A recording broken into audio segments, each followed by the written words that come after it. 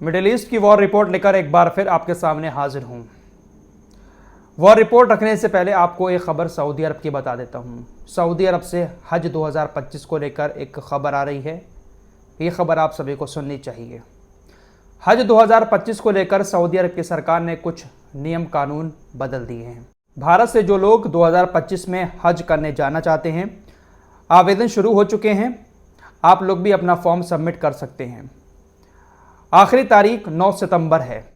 Form भरने के लिए आपके पास पासपोर्ट की 2 कॉपियां, बैंक पासबुक या कैंसिल चेक की कॉपी, ओरिजिनल आधार कार्ड, पैन कार्ड और ब्लड ग्रुप की रिपोर्ट होनी चाहिए। ये सारी चीज़ें आपको हज के लिए फॉर्म भरते टाइम लगानी पड़ेगी। हज के लिए ऑनलाइन आवेदन आप किसी भी कैफ़े पर जाकर कर सकते हैं या फिर सुविधा ऐप पर भी हज के लिए आवेदन किया जा सकता है। 9 सितंबर आखिरी डेट है। जो लोग 2025 में हज पर जाना चाहते हैं, जल्दी से फॉर्म भरवा लें। हज ट्रेनर मोहम्मद अली का कहना है कि इस बार जो हज का खर्चा है वो थोड़ा सा बढ़ गया है। हज 2025 में थोड़ा महंगा हो गया है। 4,66,000 रुपये अब एक हाजी के हज करने के दौरान खर्च होंगे।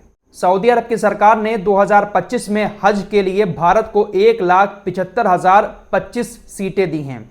यानी भारत के 1,75,025 लोग 2025 में हज करने जा पाएंगे। इस बार केंद्रीय हज कमेटी को 70% कोटा दिया गया है।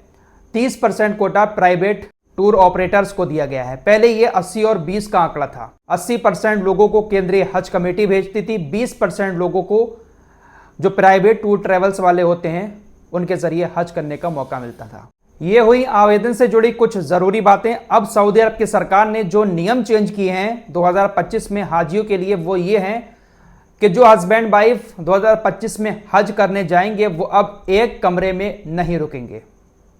अब तक क्या होता था कि हस्बैंड वाइफ हज पर गए हैं तो एक ही कमरे में दोनों रुक जाते थे, लेकिन अब हस्बैंड वाइफ को एक कमरे में 2025 के हज में नहीं रखा जाएगा। औरतों को अलग कमरे में रखा जाएगा, आदमियों को अलग कमरे में रखा जाएगा। हालांकि जो हस्बैंड वाइफ होंगे उन लोगों के कमरे आसपास ही होंगे, लेकिन हस्बैंड वाइफ अब एक कमरे में 2025 के हज में नहीं रुक पाएंगे। ये ज़रूरी गाइडलाइन सऊदी अरब की सरकार ने हज 2025 से पहले जारी की है। हालांकि होटल में खाने पीने के दौरान हस्बैंड वाइफ एक दूसरे से मिलकर बातचीत कर सकते हैं, लेकिन एक रूम में अब हस्बैंड वाइफ 2025 के हज में होटल के अंदर नहीं रुक सकेंगे। सबके रूम अलग अलग कर दिए गए हैं। औरतें अलग रूम में और आदमी अलग रूम में। सऊदी अरब की सरकार के इस फैसले को आप किस नज़रिए से देखते हैं, कमेंट बॉक्स में ज़रूर बताएं। आइए अब चलते हैं मिडिल ईस्ट की वॉर रिपोर्ट की तरफ। फिलिस्तीन के राष्ट्रपति महमूद अब्बास हाल ही में तुर्की के दौरे पर गए थे। वहां पर जाकर उन्होंने एक भाषण दिया था। कहा था कि मैं जल्द ही गाजा का भी दौरा करूंगा। यूनाइटेड नेशन से उन्होंने कहा था कि मेरी सुरक्षा की जिम्मेदारी लें। फिलिस्तीन के राष्ट्रपति महमूद अब्बास गाजा के अंदर जा रहे थे, लेकिन इजराइल की सेना ने उनको गाजा में जाने से रोक दिया, उनके रास्ते को ब्लॉक कर दिया और महमूद अब्बास कुछ भी नहीं कर पाए।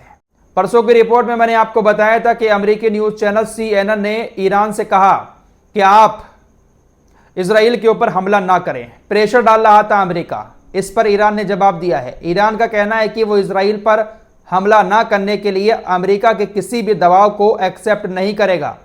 इजराइल से इस्माइल हानिया का बदला जरूरी है। ईरान अभी भी यही कह रहा है कि बदला तो जरूर लिया जाएगा। अमेरिका के राष्ट्रपति पद की उम्मीदवार कमला हैरिस ने कल फिर इजराइल के सपोर्ट में बयान दिया और कहा कि मैं हमेशा इजराइल के अपनी रक्षा के अधिकार के लिए खड़ी हूं और मैं हमेशा यह सुनिश्चित करूंगी कि इजराइल के पास अपनी रक्षा करने की क्षमता हो। राष्ट्रपति बाइडेन और मैं इस युद्ध को ख़त्म करने के लिए काम कर रहे हैं ताकि इजराइल सुरक्षित हो, बंधकों को रिहा किया जाए, गाजा में पीड़ा खत्म हो। अमेरिका के अंदर चुनाव आने वाला है और ये लोग चुनाव जीतने के लिए कुछ भी करवाएंगे, गाजा का इस्तेमाल ज़रूर करेंगे। डोनाल्ड ट्रंप भी लगा हुआ है नेतन्याहू से ये कहने में कि आप सीज़फायर मत करना। इधर ये लोग भी गाजा के नाम पर वोट मांगने में लगे हुए हैं। फिलहाल एक बड़ी खबर आ रही है। लंदन के मेयर सादिक खान आपकी स्क्रीन पर हैं। ये कहते हैं कि अगर ट्रंप दोबारा अमेरिका के राष्ट्रपति बन जाते हैं तो उनके परिवार को जान का खतरा हो सकता है। सुरक्षा का डर है उनके परिवार को अगर डोनाल्ड ट्रंप राष्ट्रपति बन जाते हैं। दोस्तों, मंकी पॉक्स की काफी ज्यादा चर्चा इस वक्त पूरी दुनिया के अंदर हो रही है। WHO ने पब्लिक हेल्थ इमरजेंसी भी घोषित कर दिया है एम पॉक्स को। मंकी पॉक्स अब एम पॉक्स बन चुका है। जिस तरह से कोरोना वायरस वेरिएंट बदल बदल कर आ रहा था, कभी कुछ नाम दिया जा रहा था, कभी कुछ, तो इसी तरह से अब मंकी पॉक्स अब एम पॉक्स बन चुका है। उत्तर कोरिया के राष्ट्रपति किम जोंग उन ने कहा कि देखिए भाई, कितनी भी इमरजेंसियां लागू हो जाएं दुनिया के अंदर, हमें कोई दिक्कत नहीं है, क्योंकि हमारे देश के अंदर बंदर है ही नहीं। हमारे देश में एक भी बंदर नहीं है, इसलिए हमें मंकी पॉक्स का कोई खतरा नहीं है।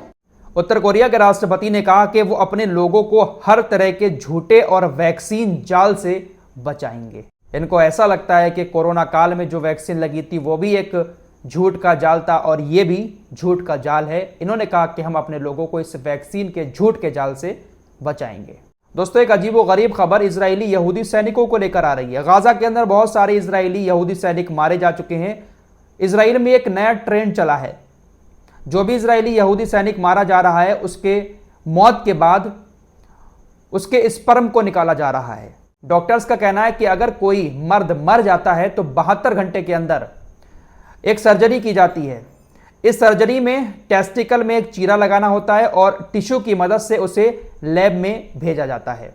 लैब में ले जाने के बाद उसको फ्रीज करके रख दिया जाता है और उसको तब तक फ्रीज करके रखा जाता है जब तक उस स्पर्म से कोई बच्चा पैदा करवाने वाला सामने ना आ जाए। इजरायली यहूदी सैनिकों की ज्यादातर उम्र 20, 22 या 25 साल की होती है। जब उनकी मौत होती है तो उनके परिवार वाले उसके स्पर्म को निकलवाकर फ्रीज करवा के रखवा लेते हैं और उसी स्पर्म का इस्तेमाल करके नई नई टेक्नोलॉजी के जरिए बच्चे पैदा करवाते हैं। इजरायली सैनिक अगर शादीशुदा होता है तो उसका इस्तेमाल उसकी बीवी के ऊपर ही कर दिया जाता है। इन लोगों का ऐसा मानना है कि इससे हमारी नस्ल जो है वो आगे बढ़ेगी। और अगर कुंवारा होता है इजरायली सैनिक तो परिवार वाले जिसके लिए भी इजाजत दे दें उसके लिए वो इस्तेमाल किया जाता है। तो इस तरह का ये नया ट्रेंड इजराइल के अंदर बहुत तेजी के साथ चल रहा है। अब इसको लेकर संसद में कानून बनाने की भी मांग उठने लगी है। तो इस तरह के मामलों का एक नया ट्रेंड इजराइल के अंदर चल पड़ा है। जो भी मर रहा है उसके स्पर्म को निकालकर फ्रीज कर दिया जा रहा है।